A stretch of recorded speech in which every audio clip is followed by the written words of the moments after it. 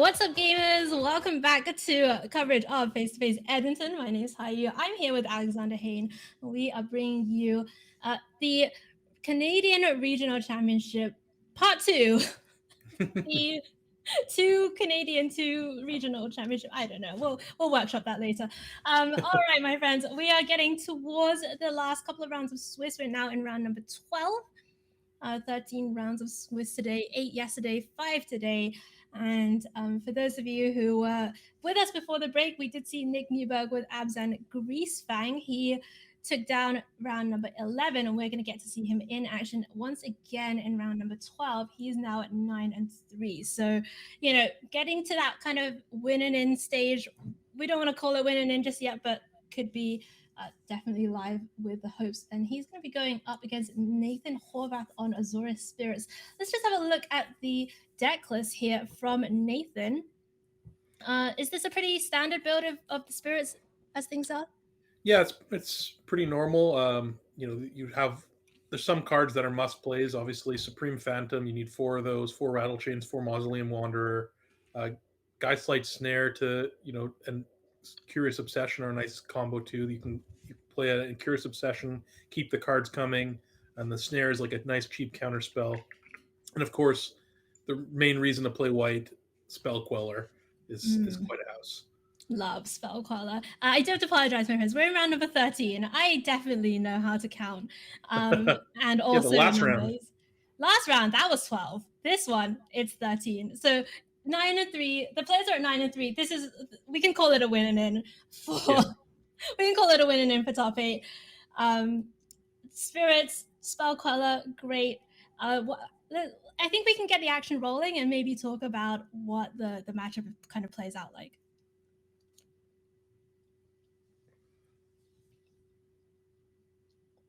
So what are we looking for in the early turns here? So, I mean, the Spirits deck is going to be applying pressure with some, flying creatures in the couple early turns, and then trying to. And then we do apologize, though. We're going to try and get that stream back up for you in just a second. Sorry, do finish your thought, Alex. But yeah, so the Spirits deck usually is trying to, get a couple early Spirits in, maybe a Curious Obsession to start kind of snowballing with cards, and then really protect that position with some cheap counter spells. The Spell Queller, of course, but the Lofty Denials and the Geistlight Snares. Whereas the Greasefang deck is going to try and, assemble its combo, maybe play a Thoughtseize or something to clear the path. But as we saw in our last match, yeah, the Greasefang deck does require some setup between, the Vessel and Grizzly Salvage and things like that to try and fill the yard. All right, there is that Vessel on turn number 1 for Nick. And now it looks like Caves of Koilos taking a little bit of damage, and it's going to be Rafine's Informant getting to connive. Parhelion hits the graveyard, so that's not great news necessarily if you're in Nathan's seat.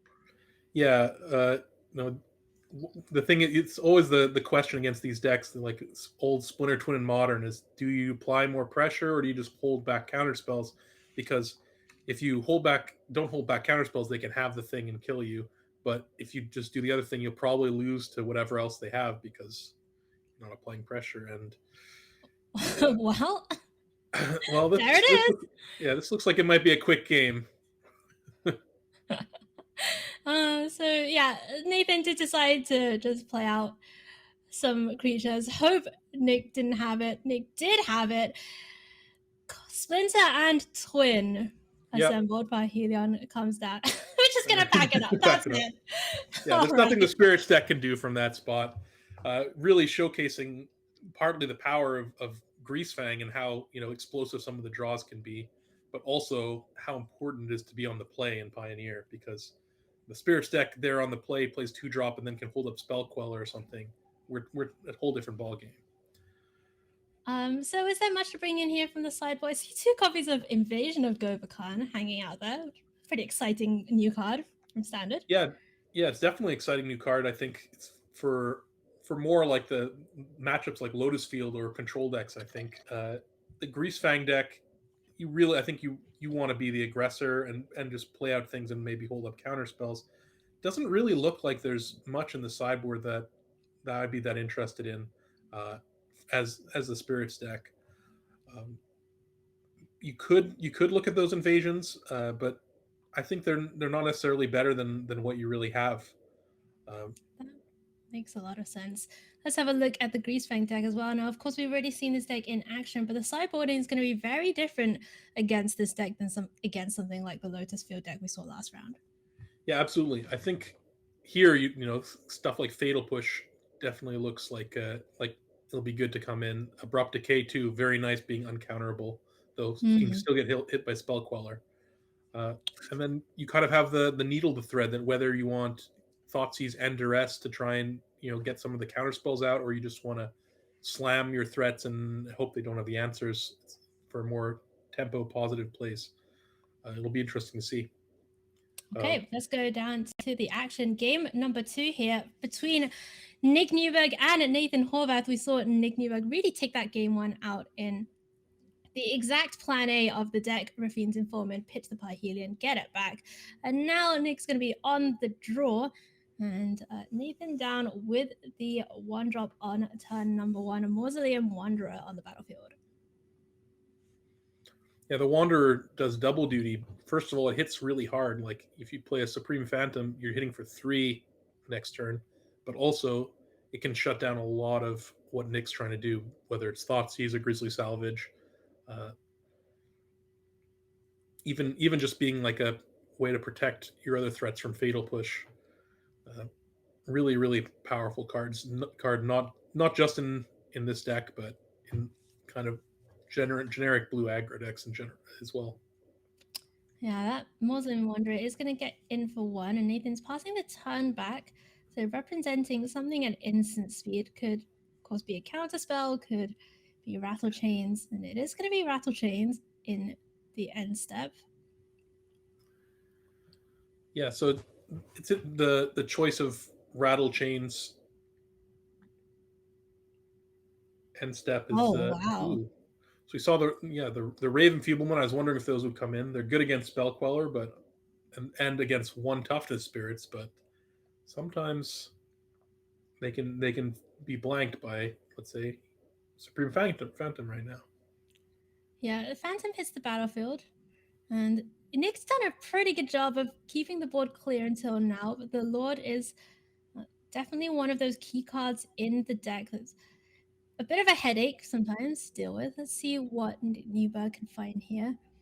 Grizzly Salvage is going to be the lead off here on turn number 3. Finds a Greasefang and a Sky Sovereign and an Essek's Chariot. All pretty nice hits here for Nick Newburg. We're assuming it's going to be take the Greasefang.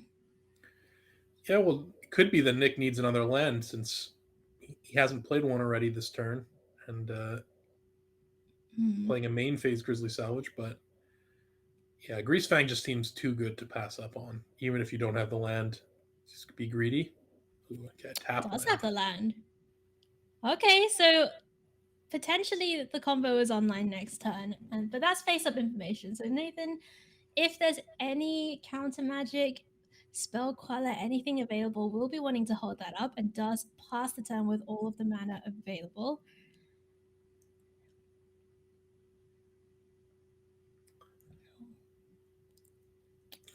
Oh, there's Thoughtseize potentially to clear the way.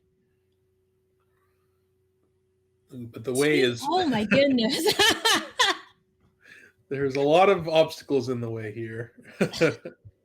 Yeah, that Thoughtseize is not going to do the best impression of a snowplow in this particular scenario. Spell Queller available, Lofty Denial available, Geist Net available as well.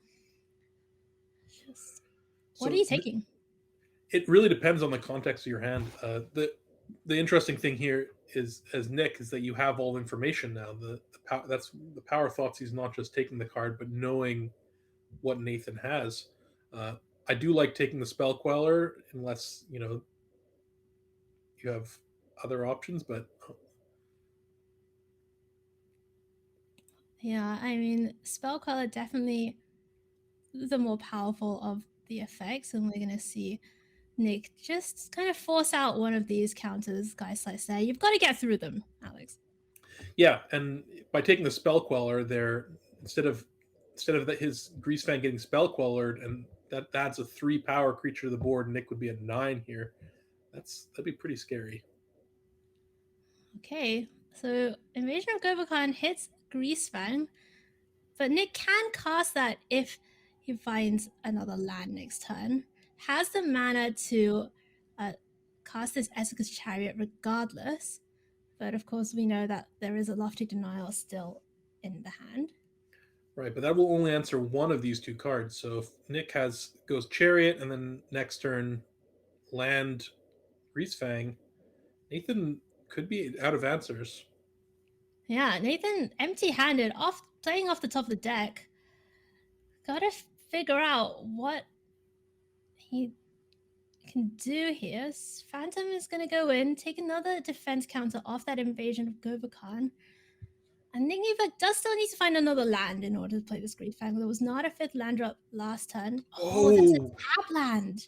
Wow, that's big. Oh, and that's Spectral Sailor for Nathan Horvath, so can start drawing cards if needs be. Well, also, this just adds so much power in the air because, Nyx goes to 10, and then this invasion flips, and then is going to put a counter on both of these. He might be able to race. Right. So Supreme Phantom is going to go up to a 2/4. Spectral Sailor is going to go up to a 3/3 at the end of this. Turn, once the Light Shield Array trigger goes on the stack. We still don't know what Nathan had in hand. I think one of the draws was a land, but oh no, that was from the previous set. So we still don't know what Nathan had. He only has one mystery card, but still he's got a 2-turn clock here against Nick and a way to protect his creatures potentially. So I think that might outrace the. Is that an answer? Looks like Greasefang is resolving. I believe there's a Sky Sovereign in the graveyard, which Nick might need to take this turn because next turn the creatures will get too big. Oh, slip out the bag. Wow, that's huge. Oh my goodness. So the Greasefang's going to get phased out so that trigger never happens. Sky Sovereign can't come back. And now, after this attack, Nick's going down to 5, but thanks to the Light Shield Array trigger, Sky Sovereign will not any longer be able to actually kill either of these, even if it does make it onto the battlefield. Yeah, with an attack also activation from Greasefang, it could also it could potentially take out a creature, but the array can be sacrificed to protect it. Right, exactly. So let's see what happens here. We do apologize for the stream buffering a little bit. We'll try and get that sorted out for you in just a moment. The players, at a pretty key spot here in round number 13, the last round of Swiss, and the 2 players both hoping to make it out into the top 8. And honestly, just that game 1 went so quickly. It was over in like a minute and a half or something. Yeah, it was 3 turns and then done, right? Right. And then now this one with that Invasion of Gobakhan flipping, looking like we have Nathan Horvath in the driver's seat. But we're going to go away for a very quick break. We'll try to sort out the technical issues. When we come back, we'll rejoin the action in round 13. We'll see you in just a minute.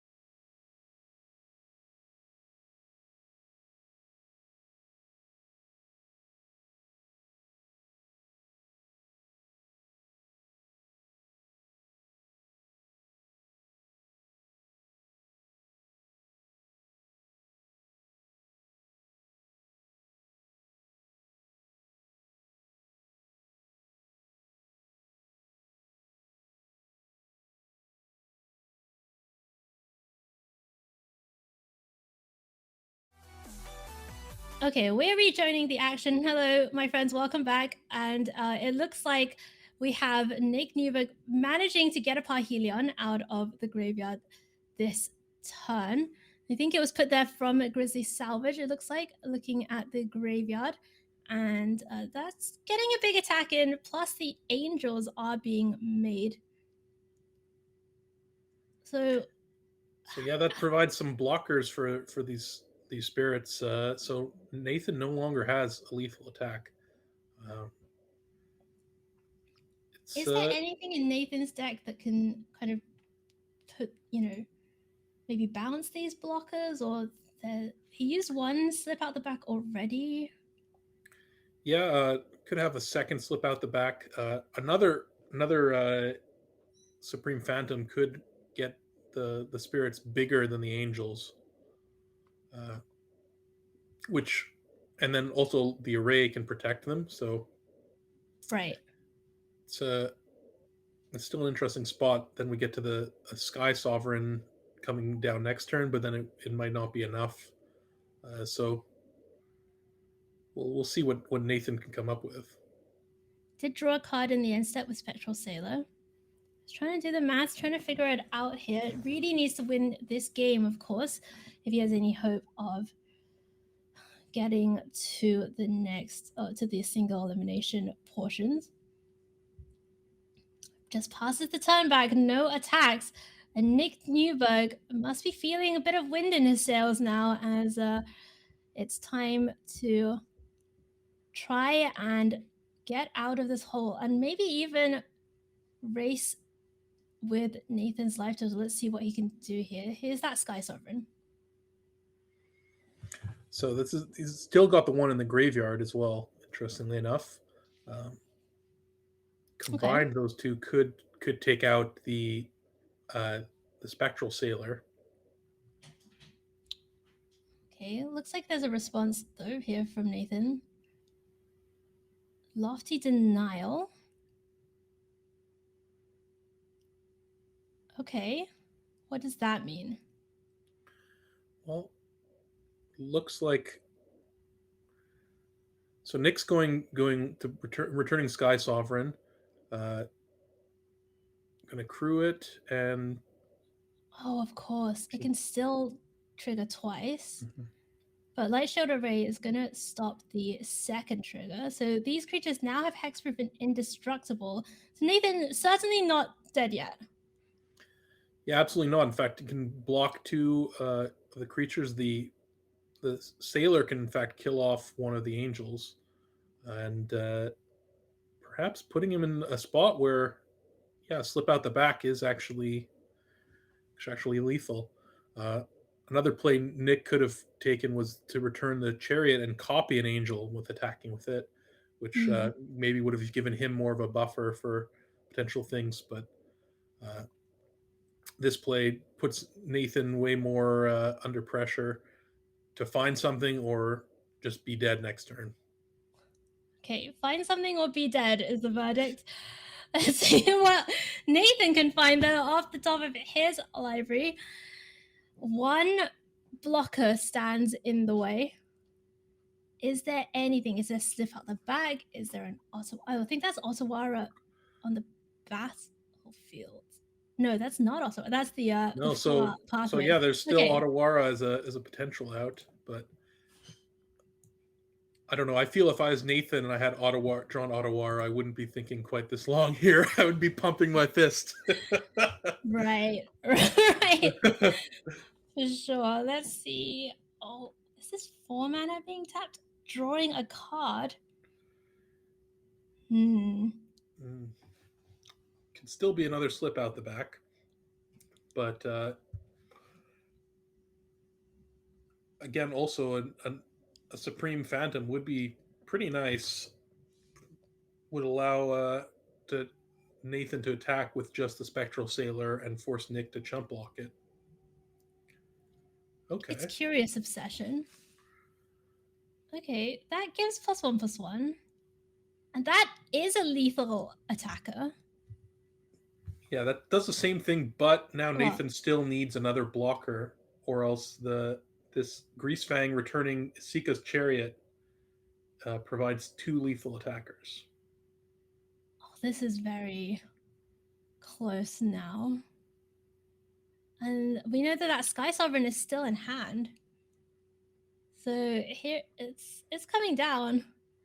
I mean, what can that's the Geistlight Snare to pay. So I think this doesn't.